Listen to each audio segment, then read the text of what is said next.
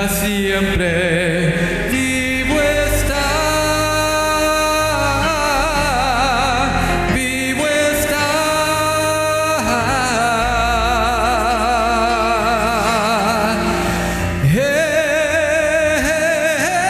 Es el alfa y el omega, principio y el fin.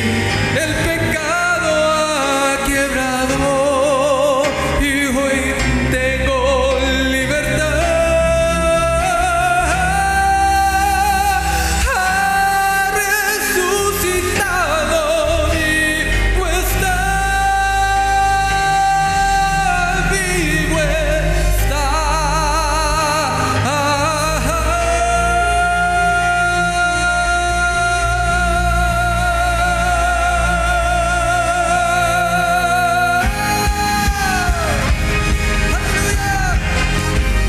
Todos conmigo. Aleluya. Cristo vivo está. La muerte ha vencido. La tumba se abrió. Vive para siempre. Vivo está. Vivo está. Es el alfa y el omega, principio y el fin. El pecado ha quebrado y hoy tengo libertad. Ha resucitado, vivo está, vivo está. Aleluya, Cristo vivo está. La muerte ha vencido, la tumba se abrió. Vive para siempre, vive para siempre. Vivo está, vivo está. Es el alfa y el omega, principio y el fin. El pecado ha quebrado y hoy tengo libertad. Ha resucitado, vivo está, vivo está.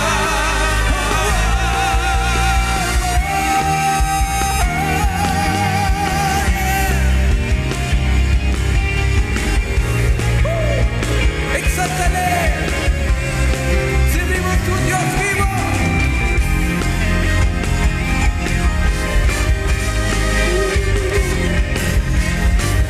Todos fuertes. Aleluya, Cristo vivo está. La muerte ha vencido, la tumba se abrió. Vive para siempre, vivo está, vivo está. Es el alfa y el omega, principio y el fin. El pecado ha quebrado y hoy tengo libertad. Ha resucitado, vivo está, vivo está, vivo está. Aleluya, Cristo vivo está.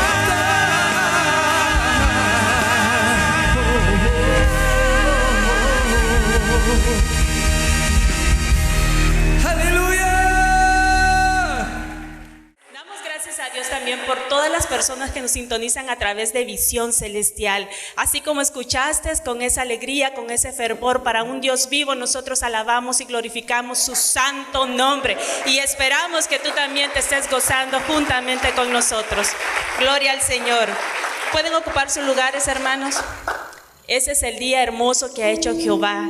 Un día santo, agradable, en lo cual su pueblo santo se reúne en esta asamblea para darle a Él la gloria y la honra. Génesis capítulo 26 versículo 1 y 2, la palabra de nuestro Dios nos dice, en el nombre de Jesús: después hubo hambre en la tierra, además de la primera hambre que hubo en los días de Abraham. Y se fue Isaac a Abimelech, rey de los filisteos, en Gerar, Y se le apareció Jehová y le dijo: no desciendas a Egipto, habita en la tierra que yo te diré. Repita conmigo el versículo 2, demos lectura unánimes y diga así: y se le apareció Jehová y le dijo: no desciendas a Egipto, habita en la tierra que yo te diré. Amén. Déselo a nuestro Dios, pueblo, déselo a nuestro Dios. Sé que aquí creo que la mayoría de la iglesia está bien informada con respecto de quién fue Isaac. Algunos posiblemente son nuevos en el evangelio y no tienen un conocimiento muy amplio con respecto de quién fue este joven o primeramente niño, joven y adulto, ¿verdad? Isaac fue el hijo que Dios le prometió a Abraham. Conocemos que Dios hizo pacto con Abraham y estableció un juramento. Dice la escritura que estableció juramento por sí mismo, no habiendo otro superior a él. Esto es Dios. Juró por sí mismo, diciéndole: de cierto te bendeciré, bendiciéndote. Y Isaac es el prometido de Dios, y es el ejemplo máximo que la escritura revela que viene siendo el tipo de nuestro Señor y Salvador Jesucristo. De todos los ejemplos en la Biblia, que hay muchos, el máximo, el número uno de los ejemplos que se asimilan a Jesús o es corredor delante de Jesús, fue Isaac. En todo su proceso, en su nacimiento, en el sacrificio que se iba a hacer con él, en su matrimonio con Rebeca, este muchacho, en todo lo que él practicó, no se encuentra de él cosas negativas, excepto en una ocasión que practicó lo mismo que su padre Abraham, habiendo mentido una vez con respecto de su esposa, por temor a la muerte. Uno de los títulos que se le da a Isaac, en tanto en la Biblia como en el pueblo de Israel, le llamaron, en lugar de decir Isaac, le llamaron el temor de Jehová. Cuando se referían a Isaac, le decían el temor de Jehová. Y la Biblia nos revela que el principio de la sabiduría es el temor a Jehová. El temor a Jehová. Bendígalo. Isaac contrajo matrimonio con Rebeca, familiar lejano, que se habían quedado en la tierra de Harán. Como usted ya conoce la historia, los que están más formados en el asunto. A los 40 años se unió a Rebeca. A los 60 Dios le concedió hijos. No sé cómo les dicen cuando no son parecidos. ¿Se les dice cuates o gemelos?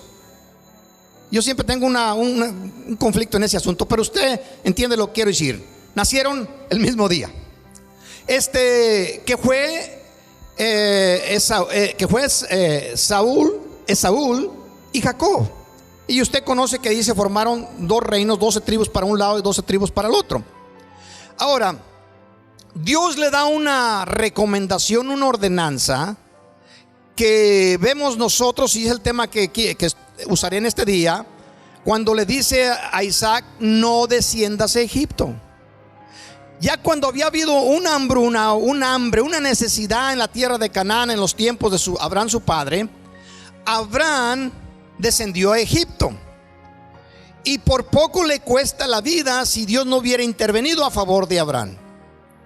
De manera que Dios le dice a Isaac: no desciendas a Egipto. Cuando Dios le dice esto al escogido, al elegido, al prometido, significa que existe la probabilidad para que cualquier hijo de Dios, cuando viene la necesidad, cuando viene el problema, existe esa salida de ir de vuelta o de retorno a Egipto, de donde Dios lo rescata. Egipto es un tipo del mundo. Existen dos pueblos que rodean al pueblo de Israel, a la tierra de Canaán, que ahora se le conoce como Palestina. existen esos pueblos, son pueblos claves en la teología bíblica. Egipto, que representa al mundo, y existe Babilonia, que representa los poderes o las riquezas. Grábeselo, es clave en toda la profecía bíblica con respecto del retorno de nuestro Señor Jesucristo. Egipto, que es tipo del mundo, que es el que provee para las necesidades y libra de los afanes por momentos. Y luego existe Babilonia, que representa las riquezas. Los dos lugares están saturados de dioses.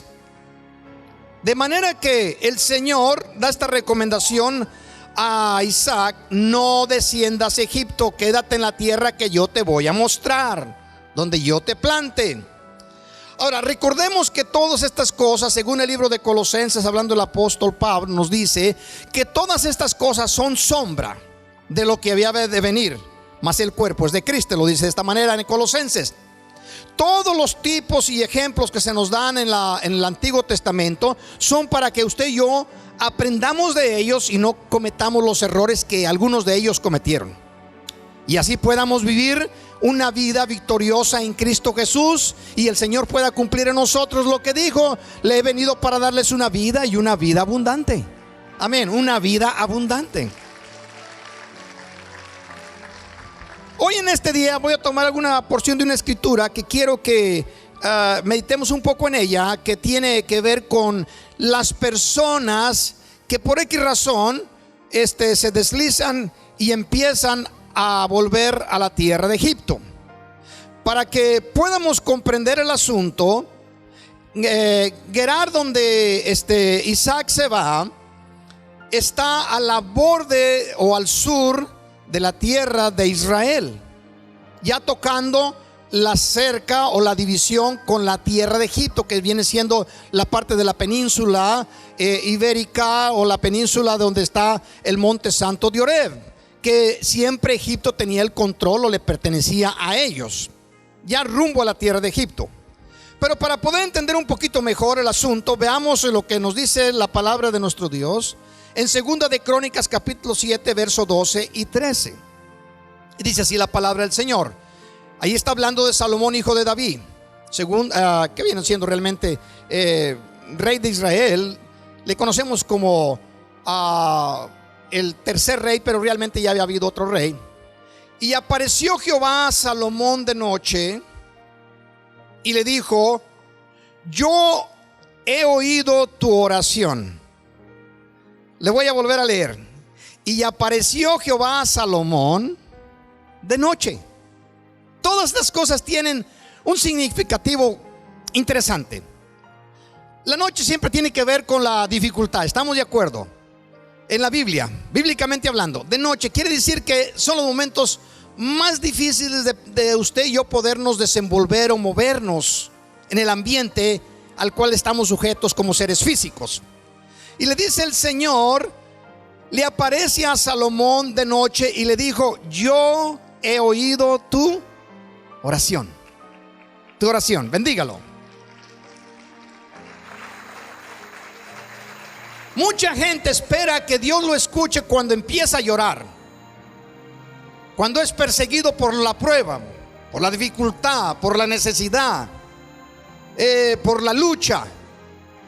Pero la forma en la cual Dios escucha a sus hijos antes de todo ese plan, o todo ese problema más bien dicho, es la oración, para que no caigamos en esos problemas.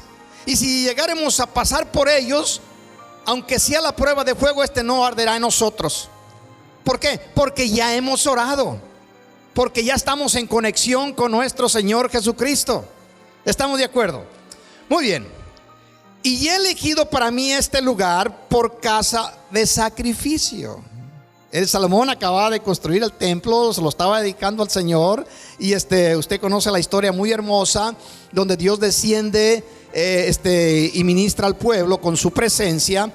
Y Dios establece una regla: he decidido o he elegido esta casa como lugar de sacrificio.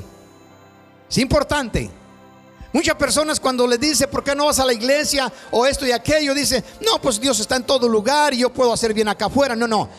Dios ha establecido su casa para que allí lleves sus sacrificios, para que allí presentes tus necesidades, para que allí le des honra y gloria, para que le des exaltación.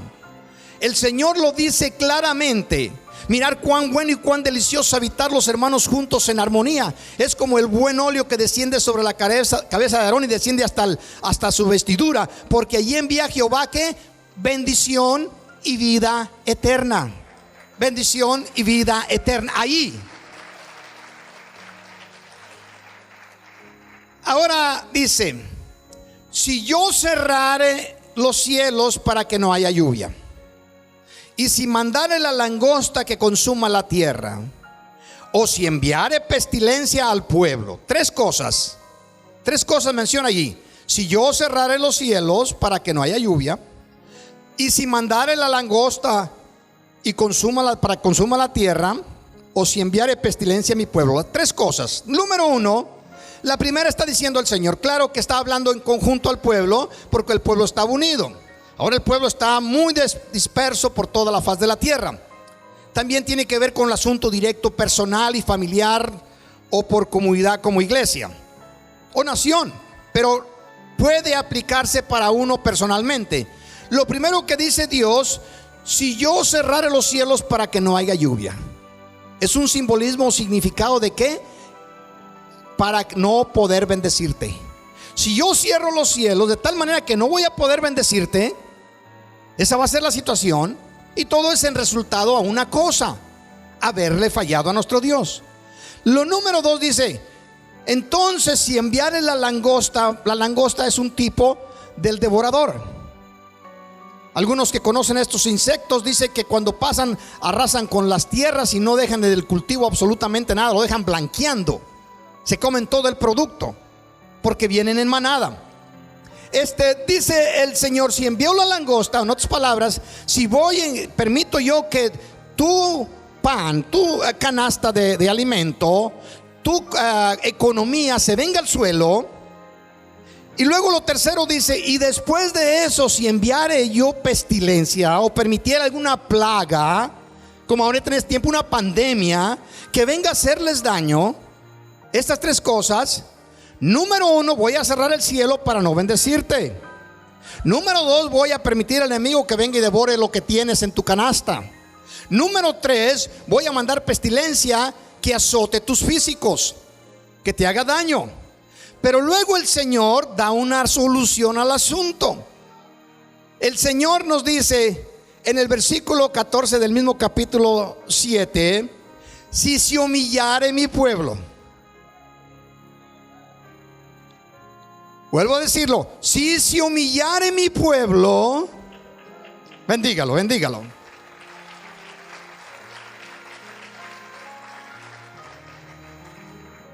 sobre el cual mi nombre es invocado, y lloraren y buscaren mi rostro, y se convirtieren de sus malos caminos, entonces yo oiré desde los cielos. Quiere decir que ha habido una distancia ya puesta entre el creyente y Dios. Los voy a oír desde mi trono. Si ustedes cometen estas faltas, cometen estos pecados, entonces yo voy a impedir que las bendiciones que he prometido vengan sobre tu vida, y voy a permitir que el enemigo devore lo que tú has adquirido, y voy también a permitir que las enfermedades vengan y azoten tu persona o tu familia. Pero hay una solución, y la solución es buena, aún para los que están lejos de Dios. Sobre el cual mi nombre es invocado, y oraren y buscaren mi rostro, y se convirtieren de sus malos caminos, entonces, diga usted conmigo, entonces, dice Dios: yo iré desde los cielos y perdonaré tu pecado, tus pecados, y sanaré tu tierra. Aleluya.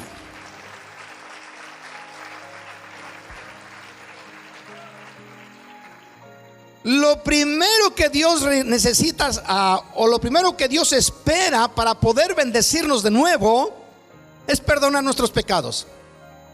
Personas creyentes que le piden a Dios una y otra cosa, y le piden a veces hasta perdón, pero siguen practicando el pecado. Esperan que Dios los escuche, y dice la Escritura claramente que Dios no va a escuchar cuando la persona esté en pecado.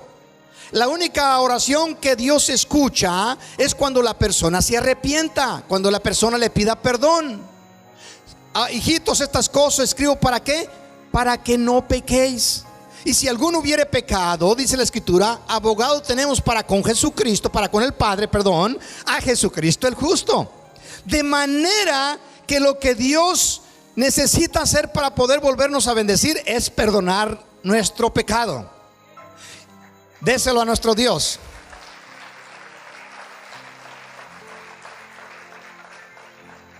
Prosigue. Ahora están abiertos mis ojos y atentos mis oídos a la oración en este lugar. Aleluya.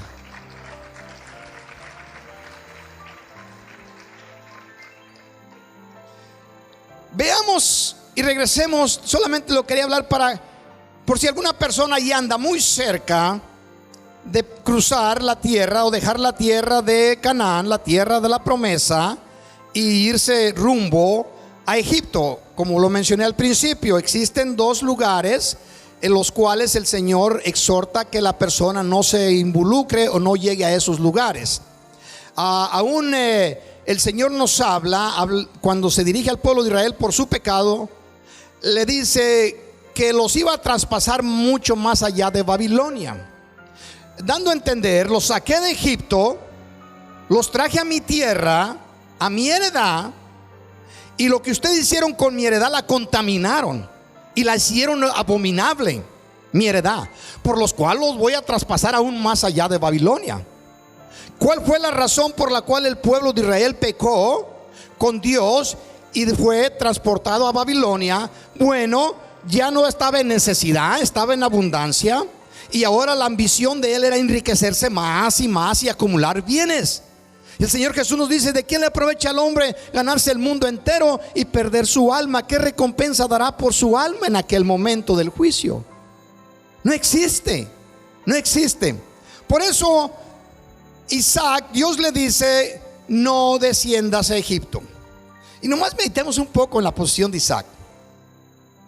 A veces, o hay muchas personas que dicen por ahí que a Dios la gente de bajos recursos o de estudios académicos no muy altos son las personas que tienen la tendencia a agarrarse de Dios o a buscar a Dios. Y no las personas que están en eminencia, que tienen riquezas o que son personas muy preparadas, etcétera. Hay mucho de verdad en eso, pero no en todo. Porque Isaac era, por no decir, el hombre más rico de la tierra en ese tiempo. Cuando él ya nació, su padre era riquísimo, el hombre más poderoso de la tierra. E Isaac se le dio el título del temor de Jehová. Él nació, como vulgarmente se dice, o no es vulgar, sino que es una expresión de los humanos, de los seres humanos. Nació con la cuchara de plata en la boca. ¿La han escuchado ustedes? He was born with a silver spoon in his mouth. O sea, nació con la cuchara de boca, dando a entender, él nació en una cuna de gente de abolengo, de gente de dinero. Isaac fue ese muchacho y no tenía con quién repartir sus bienes. Era hijo único en todo ese proceso de Abraham, el hombre más rico, más poderoso de la tierra. Y sin embargo, a pesar de su posición económica, el Señor lo usa como tipo de Jesucristo, que dio recomendaciones que aprendiésemos de él, que era manso y humilde de corazón, y así tuvieran descanso para su alma, para su mente. Bendígalo si lo siente en su corazón. Ahora nos encontramos en el capítulo que iniciamos, Génesis 26:1. Después hubo hambre en la tierra, además de la primera. Dios nos recuerda el asunto de Abraham. Hambre que hubo en los días de Abraham. Y se fue Isaac a Abimelech, rey de los filisteos, en Gerar.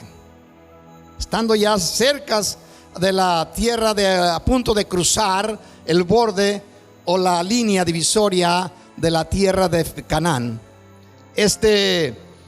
Cuando viene la necesidad, cuando viene el problema económico, hay mucha tendencia del pueblo creyente de ser atraído por el mundo, de tal manera que dice: es imposible que Dios me dé provisión en las condiciones que me encuentro, voy a tener que asimilarme un poquito más a los de Egipto.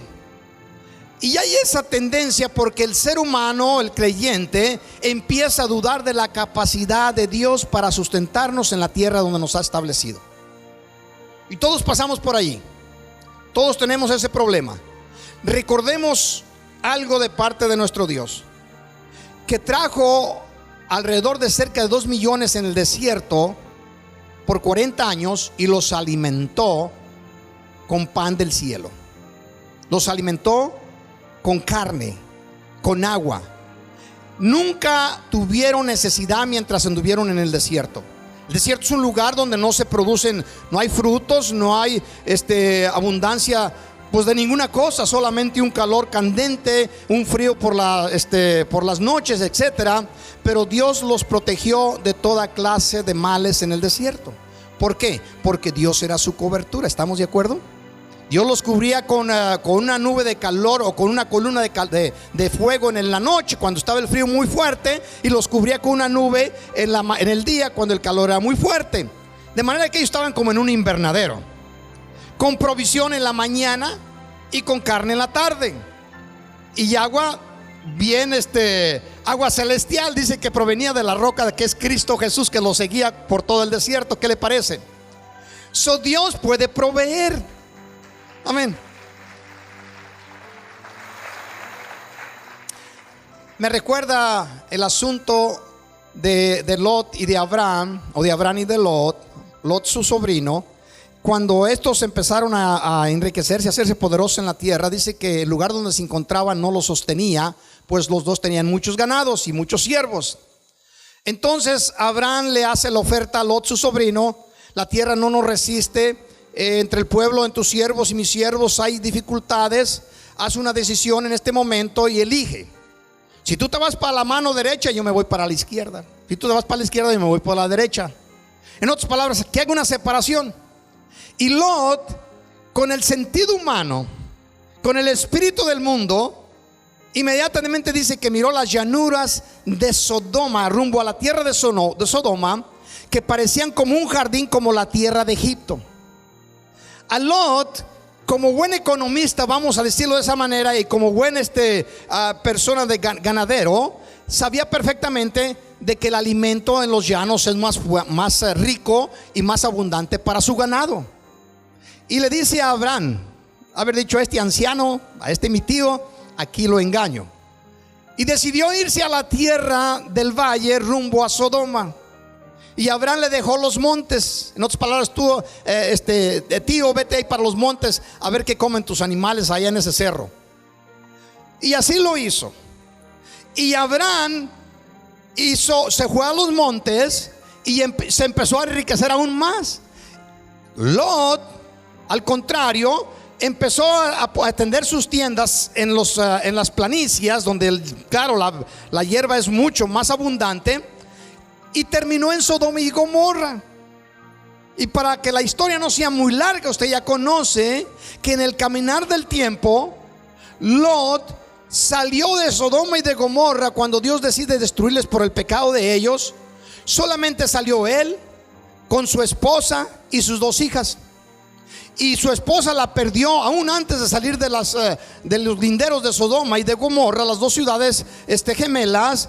Y sus hijas salieron todas torcidas, por decirlo de esa manera, todas por ninguna parte, con las influencias de Sodoma y de Gomorra. Y el único que salió con vida y todavía con conexión con Dios fue Lot. Perdió a toda su familia. Perdió, posiblemente, no sabemos si haya tenido más muchachos. Los ángeles mismos le dijeron: tienes algunos hijos por aquí.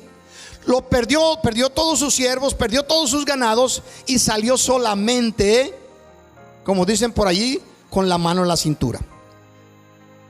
Sin embargo, Abraham estaba volviéndose cada vez más poderoso. ¿Qué es lo que hizo que Abraham prosperara tanto con sus ganados en un monte donde la abundancia de pasto no es así, y que Lot lo perdiera todo? La cobertura de Dios, la cobertura de nuestro Dios. Si el Señor nos está cubriendo, no interesa qué son las armas que el enemigo use. La tierra está pasando por una hambruna terrible, y Dios le da este consejo a Isaac en el versículo 2: y se le apareció Jehová y le dijo: no desciendas a Egipto, habita en la tierra que yo te diré. Y hoy en este día yo también les repito la misma recomendación que Dios nos ha dado a todos. Aunque vengan necesidades económicas, aunque estemos pasando problemas, aunque vengan aflicciones, no descendamos a Egipto. No volvamos a tomar las mismas cosas que practicábamos antes de conocer a Cristo. No pensemos que allá nos va a ir bien. No empecemos a sonreírles a la gente del mundo. No empecemos a vivir con ellos, haciéndonos los amigos, y practicar con ellos lo que practican, pensando que nos va a ir bien porque están en autoridad, o están en eminencia, o están en poder. No. El que tiene control de todas las cosas, se los digo y ustedes lo conocen, pero lo voy a repetir, es nuestro Dios. Y Él bendice a quien quiere bendecir. Él exalta a quien quiera exaltar. Él es el que pone los reyes y Él es el que los quita. Ahora hay una recomendación, aparte de la que le dijo: no desciendas a Egipto. Dígale a su hermano, si está alguien cerca por allí: Señor te dice, no desciendas a Egipto. ¿Qué significa? No vuelvas a practicar el pecado. Algunos, después de tantos años sirviendo al Señor, ahora ya empezaron poco a poco a deslizarse. Cuando estaba estudiando eso, en mi tierra hay unos montes así que le llamamos el Roble. Nosotros tenemos unas propiedades por allá, y es una tierra rojiza en el monte, y hay unos, a veces así como bajadas, pues va hacia arriba. Entonces hay unas bajadas así, y donde no existe hierba o raíces de árboles, y va usted caminando, es como si fuera caminando arriba de un jabón. Y si usted se resbala, no se detiene hasta que tope con algo. Porque aunque no se hace fango, porque la tierra como que no permite hacerse fango, o lodo, pero sí se vuelve muy, muy resbaladiza. Y cuando estaba meditando eso, me acordaba como chico, cuando estaba yo pequeño, que a veces agarraba esos lugares y para deslizarme, no hay forma de detenerse. No hay forma. Es como nunca andado alguien por allí en un techo de una casa, a veces que está un poco inclinado y se empieza a resbalar. Es peligrosísimo. Viene a veces, si no se agarra de algo, pues no hay mucho de qué agarrarse, termina en el suelo. Y lo que acontece cuando la persona empieza poco a poco a deslizarse rumbo al mundo, no hay quien lo pare hasta que no toca plano, hasta que no llegó hasta la llanura. Y eso es lo que Dios quiere evitarnos. ¿Para qué? Para poder bendecirnos, para poder cubrirnos en contra del enemigo. En el momento en que cruzamos la línea, como algunos asumen, el pasto del otro lado de la cerca está mejor, está más verde. No, el pasto está verde y tiene vida donde está el Señor. El Dios eterno es el que da vida a todas las cosas. No nos dejemos engañar. Le dice Dios: habita como forastero en esta tierra. Ay, que está complicado. Dios le dijo a Isaac, Dios me dice a mí, y Dios le dice a usted: habita como forastero en la tierra. ¿Qué querrá decirnos el Señor como forastero? Sí entendemos perfectamente. Forastero es una persona que no es de ese lugar, que va de paso, que va en camino, es extranjero. Lo que está diciendo el Señor: no te abraces tanto de las cosas de ese lugar, porque tú vas de paso. No pongas tu corazón en ellas, como nuestra hermana lo compartía hace un momento. Donde está vuestro corazón, ahí está vuestro tesoro. Ten mucho cuidado de ver las cosas de este mundo como una propiedad eterna. No es así. Dice el Señor, habita como forastero. Es más, si algún familiar se le muere y es cristiano, pues cosas que acontecen. Si el Señor tarda en venir, todos vamos a morir. Y cuando vaya usted allí al funeral y les digan que qué lugar o qué propiedad va a comprar, hágales la pregunta: oiga, ¿y si me lo renta? Y si le llegan a preguntar, ¿cómo que rentárselo? Pues sí, yo ahí voy a estar nomás por un tiempecito muy corto. Cuando venga Jesús se lo dejo ahí, para que usted lo siga usando. De paso, ¿verdad? Algunos me entenderán mañana. El Señor está diciendo, habita como forastero. Y qué difícil. A veces nos apegamos a la tierra tanto que a causa de eso hay conflictos emocionales, conflictos familiares. Hay familias que entre hermanos casi se sacan los ojos por una propiedad insignificante que no vale gran cosa.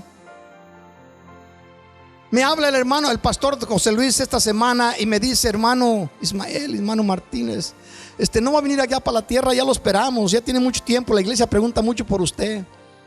Dije: mire, hermano, un día de esto nos vamos a dar una vuelta por ahí. Y luego me dice: bueno, ¿y a todo esto qué va a hacer con esas propiedades que tienen?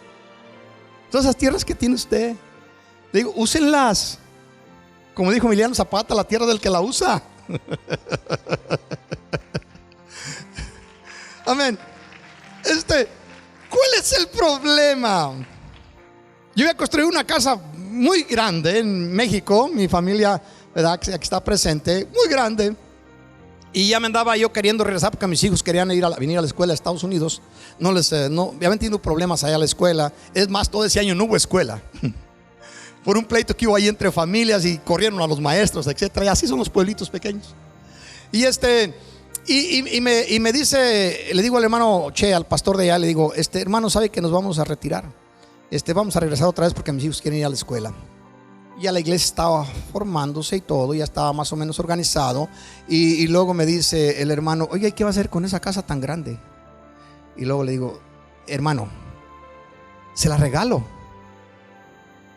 Y luego me dice: ¿cómo que me la regala? Sí, se la regalo. Una casa gigantesca. Dice: pero con una condición. Y luego me dice: ¿cuál va a ser la condición, hermano pastor?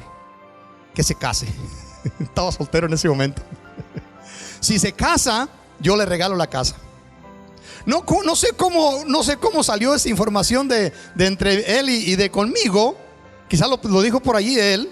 Y llega casi corriendo, muy colorado, muy como si hubiera corrido desde su casa hasta donde estaba yo, mi hermano Salvador, hermano mayor que yo.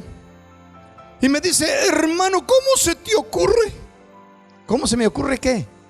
¿Cómo se te ocurre darle la casa a Chelis? Así le dicen a mi hermano, pastor de allá. ¿Cómo se te ocurre darle esa casa tan grande a Chelis cuando tienes a un hermano que te ama y que te aprecia?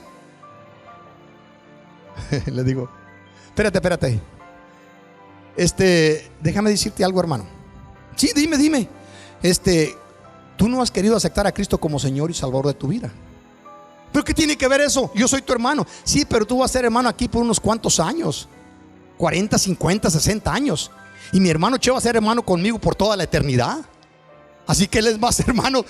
Se jalaba los cabellos, mi hermano. Me salí del tema. Lo que quiero enfatizar: no se abrace tanto de las cosas. Estas son temporales. El Señor nos está diciendo: habita como forastero en la tierra. No te enfermes a causa de abrazarte de ellas. Permite que yo te bendiga. Y dice la Escritura: y estaré contigo y te bendeciré. Tú miras esas cosas como nada, las tienes como nada, solamente cumples los compromisos que tienes con ellas. No eres que las estás derrochando, no, nada de eso. Pero no te abraces de ellas como si fueran tu Dios. Habita como forastero en esta tierra y estaré contigo y te bendeciré, porque a ti y a tu descendencia daré todas estas tierras y confirmaré el juramento que hice a Abraham tu padre. todas estas tierras te las voy a dar a ti.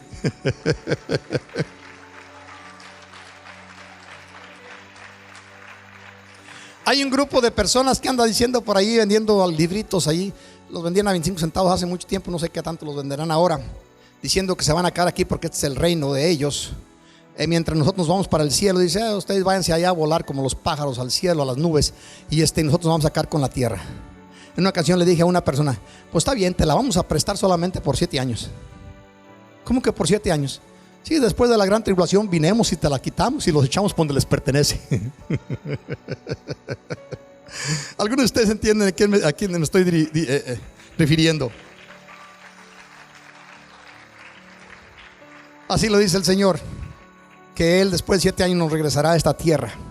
Dice, y confirmaré el juramento que hice a Abraham tu padre: multiplicaré tu descendencia, aleluya, como las estrellas del cielo, y daré a tu descendencia todas estas tierras, y todas las naciones de la tierra serán benditas en tu simiente. ¡Wow! Bendígalo.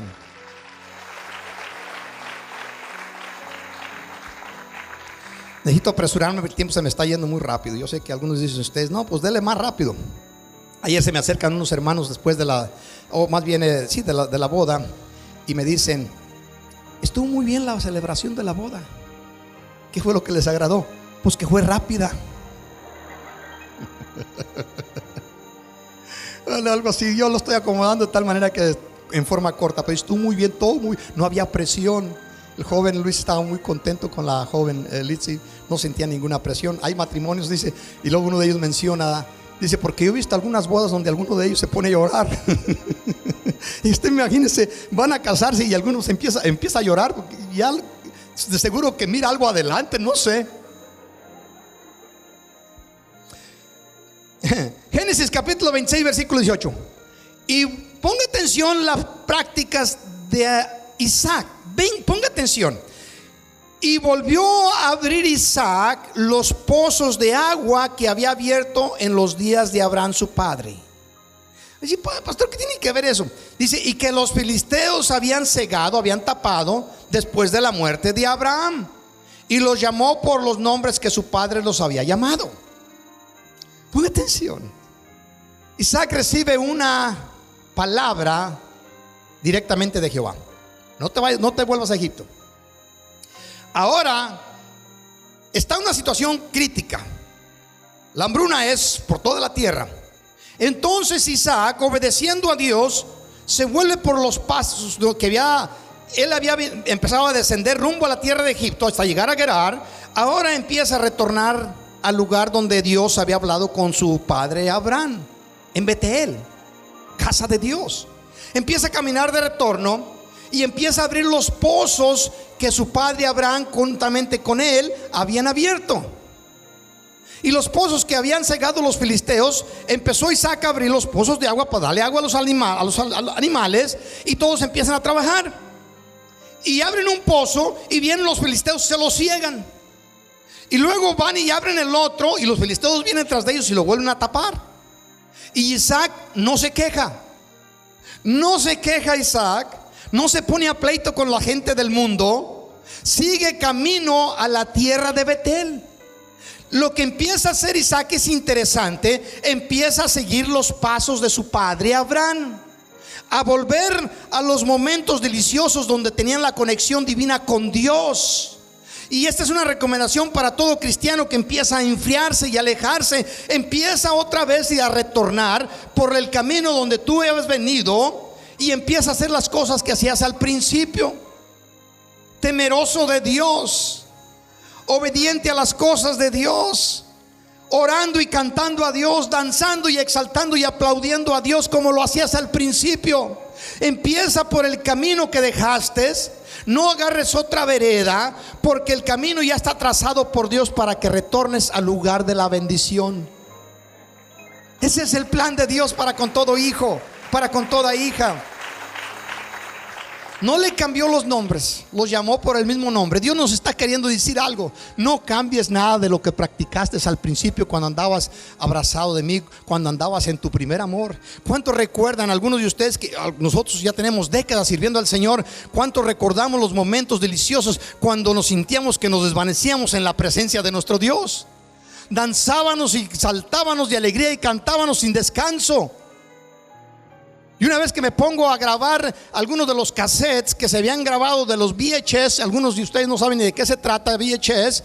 Bueno, esa era la forma de grabación antigua, allá por los 90s. Y me puse a grabar unos, a pasarlos a un sistema más moderno, más digital. Y es increíble. Durábamos hasta 2 horas en la alabanza. Ahora este día solamente entonamos 3 cantos. Y hay que decirle a Ismael, mi hijo, para la próxima semana le vamos a poner 4 cantos. Vamos a seguir los pasos hacia atrás. ¿Qué le parece? Amén. Caminemos hacia atrás, donde hemos dejado. Porque la Biblia nos dice: volver a tu primer amor. Cuando todas las cosas que estás haciendo son buenas, has hecho muchas cosas buenas, pero una cosa tengo contra ti. Cuando Dios está hablando de la iglesia, que has dejado tu primer amor. Iglesia, el vivir delante de Dios es más emocionante, más atractivo, más brillante, más glorioso que cualquier lugar en este mundo. No hay fiesta, no hay nada que se compare al estar delante de la presencia de Dios. Y allí hay bendición, allí hay salud, allí hay alegría, allí hay provisión. Ahora le está diciendo, y los llamó por los nombres de que su padre los había llamado. Cuando Pablo le escribe a la iglesia en Gálatas, les dice en el capítulo 5 versículo 7: vosotros corríais bien. ¿Quién os estorbó para no obedecer a la verdad? Está diciendo una iglesia que había empezado muy bien. En el capítulo 3 versículo 1 le dice: oh Gálatas, insensatos, cabezas duras, ¿quién os fascinó? Otra traducción dice: ¿quién los embrujó? ¿Quién los hechizó? ¿Quién les echó el vaho? Decíamos en mi tierra, cuando las serpientes a los pajaritos. Usted no sabe esto, si yo lo vi, literalmente lo vi. Yo les tengo un temor a las serpientes. Por cierto, el día de ayer maté una. Le eché el tractor encima.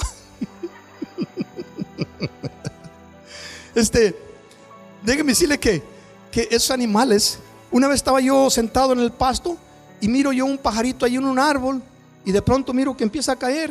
Y cuando va cayendo, estaba este animalón allí con la bocota allí, y allí lo abrazó, lo agarró con la trompa, no sé cómo decirle a la serpiente. Agarró el pájaro. Si les echan el vaho, vaho significa así, los hipnotizan, les echan, los hechizan. Y le está diciendo: Gálatas insensatos, ¿quién los fascinó? ¿Quién los hechizó? ¿Quién los embrujó para no obedecer a la verdad? Tan necios sois. Habiendo comenzado por el Espíritu, ahora vais a acabar por la carne. Teniendo vuestro espíritu en contra de todo lo que es mundano, ahora lo están abrazando, haciendo lo que ustedes le decían a otros que no hicieran.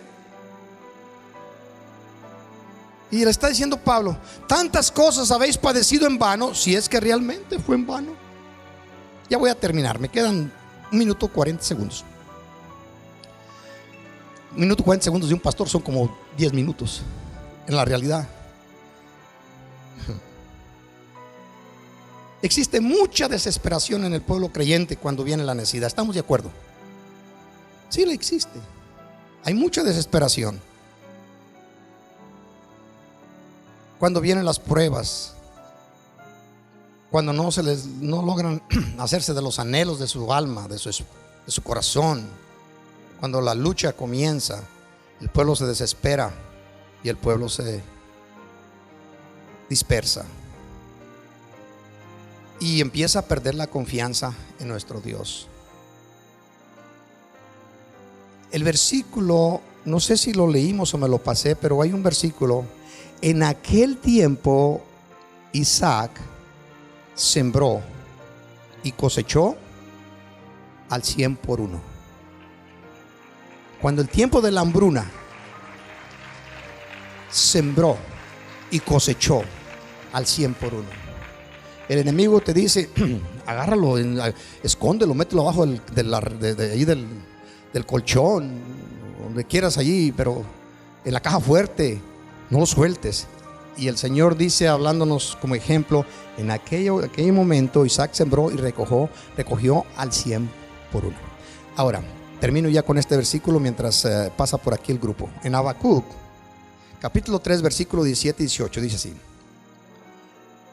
aunque la higuera no florezca, ni en las vides haya fruto, higuera significa Israel, iglesia, aunque no haya multiplicación entre ellos, aunque no haya crecimiento, aunque falten los productos del olivo y los labradores o los labrados no den mantenimiento, ya no produzcan, y las ovejas sean quitadas de la majada y no haya vacas en los corrales, aunque todo se escasee, aunque no exista el producto, aunque no parece que haya ayuda de ninguna parte, el gobierno ya no quiere soltar los cheques. Con todo, dice, con todo yo me alegraré en Jehová y me gozaré en el Dios de mi salvación. Amén. Sí, estamos pasando necesidades, sí, estamos metidos en problemas. Con todo y eso, yo me alegraré en Jehová. Iglesia, venimos aquí a alegrarnos, a gozarnos en su presencia. Aunque haya esto y haya aquello en contra nuestra, aún con todo eso nosotros nos vamos a alegrar. Isaac fue obediente, obedeció la recomendación de nuestro Dios y empezó a crecer en poder. Tanto que al último los pozos que iba abriendo, los otros los iban cerrando, y se cansaron de cerrarle pozo a Isaac, y al final levantó un pozo que le llamó Agua Viva. Dice, porque allí me encontré con el que me ve. Ahí nos encontramos con Dios cuando no desmayamos, cuando prosiguemos adelante. Amén. Te invito a que te levantes, te pongas de pie. Gracias por escucharme estos momentos. Sé que quisieran ustedes escuchar, cuando escuchen esa palabra, levantarse y correr y empezar a danzar como lo acostumbrábamos a hacer. El Señor está aquí en medio de nosotros. Inclina tu rostro. Y allí en tu oración yo como ministro de la palabra, como pastor, y gracias por el honor que me concedes de poder dirigirme a ti en estos momentos. La recomendación de nuestro Dios en toda la enseñanza son estas: no descendamos a Egipto, vivamos en la tierra como extranjeros, como forasteros, sembremos y cosecharemos. Volvámonos por los caminos donde nos veníamos deslizando y volveremos al lugar de encuentro, a Betel, la casa de Dios. Conforme lo sientas en tu corazón, en un momento de fe, si gustas venir a este altar, presentarle tu causa al Señor como acostumbramos a hacerlo, hazlo con la libertad que Dios te dé, o que la necesidad que sientas en tu alma. No son las fuerzas físicas las que nos impiden a nosotros gozarnos, como dijo el profeta: yo me alegraré en Jehová. No son las fuerzas físicas las que lo impiden, es nuestra alma, nuestra mente. El rey David decía estas palabras hablándose a sí mismo: alma mía, bendice a Jehová tu Dios, y no olvides ni uno de sus beneficios. Él es quien te corona de favores, quien te llena de misericordias, quien saca del hoyo tu vida, del fango tu vida. Él es el que pone tu pie sobre piedra, el que te hace rejuvenecer como el águila.